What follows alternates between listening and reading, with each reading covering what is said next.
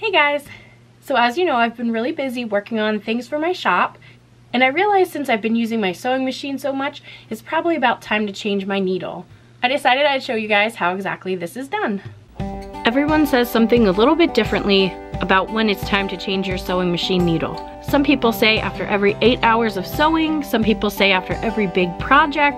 Just keep in mind that it's important to change it out every now and then. That way you won't have any needles breaking or it won't snag on the fabric. Open up the drawer that's on your sewing machine. Your sewing machine should come with a bunch of different screwdrivers. This is the one that comes with mine. So to take your needle off, you're going to take your screwdriver. It has a little knob on the side, you just loosen it.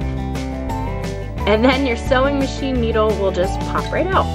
On one side of the top of the needle, it's flat. You want to keep that in mind because when you put the new needle in, the flat part goes towards the back. So I have a new set of needles here.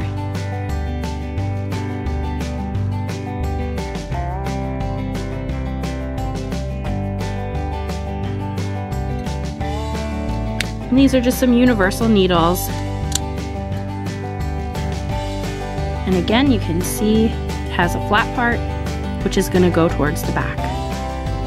So all I'm going to do is keeping the flat part towards the back, slide that needle up in, and use the screwdriver